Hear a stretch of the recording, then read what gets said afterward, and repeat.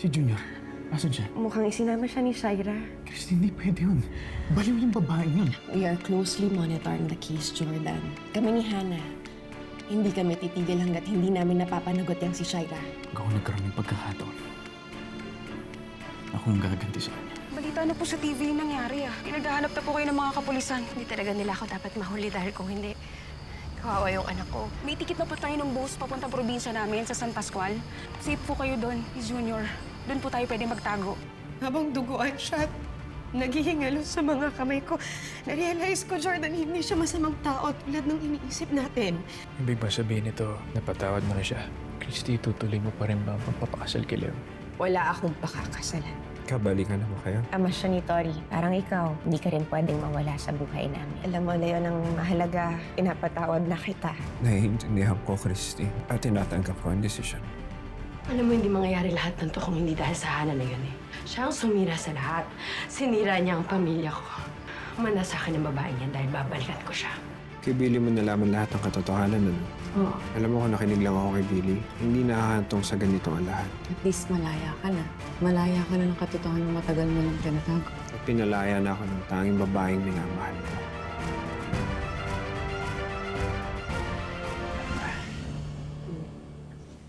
Welcome home. Good to be back. Walang nagbago dito. Pwede na dito, Christy. Okay na yan? Kaya mo? Kaya mo? Salamat. Alalahin mo si daddy mo. Kaya niyo po ba? Yes, anak. Sige pa.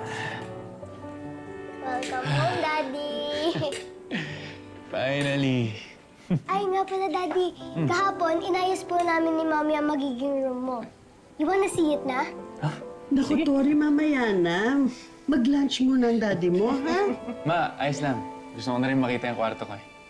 Tara po, Daddy. Tara po. Sige. Dahan-dahan kayo. Wait lang, anak ha. Mabagal si Daddy. Opo. Dahan-dahan lang po, Daddy. Ngayon na lang talaga ulit yan naging ganyan kasaya. Yung ngiti niyang ganyan, masyado na talagang nagdusa si Tori sa lahat ng pinagdaanan natin Napakasaya at luwag sa damdamin makita siyang maligaya ulit. Oo naman. Kayo. Ang tagal niyong pinaglaban ni Jordan ang pagmamahalan ninyo. Ngayong malaya na kayo pareho. Bakit hindi pa pwede? Ma, hindi pa sa panahong to. Hindi pa talaga handa yung puso ko na pumasok ulit sa isang relasyon You're still traumatized, ha? I understand. I understand. Tsaka mapagod pa rin talaga ako. Pero sa palagay mo, may pag-asa ba na magkabalikan kayo ni Jordan? Ma, kung kami talaga para sa isa't isa, hindi naman ako tututol, di ba? Bakit kinikilig ang mama mo? Marinig tayo. Uy, ano sa Leon? Minahal mo rin yung taong yun? O mahal mo pa ba?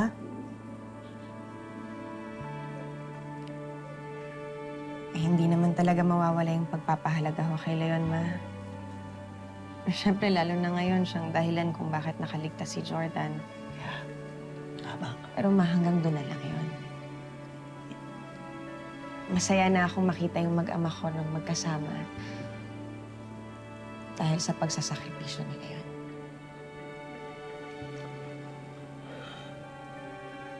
Paano niya tinanggap na babalik si Jordan dito? Siguro naman, ma, inasahan niya na rin yun. Pagkatapos ba naman natin matuklasan lahat ng kalokohan nila ni Shaira? Diba? Tama. Parang ano lang yan, anak eh. Parang katulad na lang din na inaasahan mo rin na posibleng bumalik si Leon kay Hannah. Right?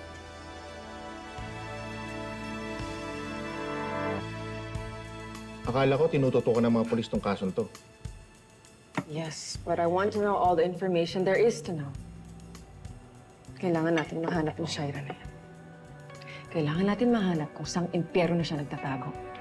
Nag-aalala na ako sa iyo, Hana. Last time na sumuhod ka kay Shaira, kamatikan ka nila mapatay. Hindi na ulit mangyayari. Dahil this time, sisiguraduhin ko, siyang magdurusa.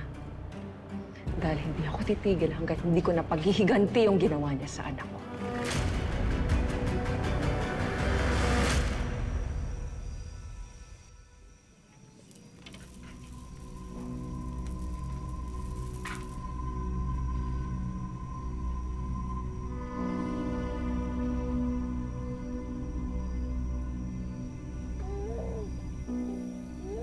Anak, lahat sila, tinutugis ako. Hinahanap. Pero hindi nila ako makikita. Hindi ako papayag, anak. Ipaglalaban ko ang kalayaan ko para sa'yo. Para sa pamilya natin. Balang araw, matutupad din yung pangarap ko na ikaw, ako,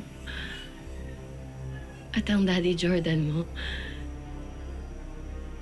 magiging buong pamilya din tayo ulit. Kaya kumapit ka lang dyan, anak. Dahil lahat ng paghihirap natin to, mapapalitan din ng reward in due time. Sinusumpa ko.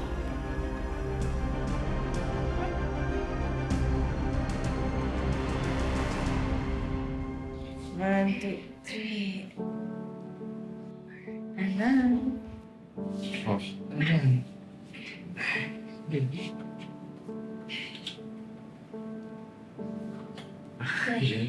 High five. Yun. Pagaling ka po Baka maunahan pa kita. Kapag alala, papagaling agad si tatay para makabawi ako sa'yo.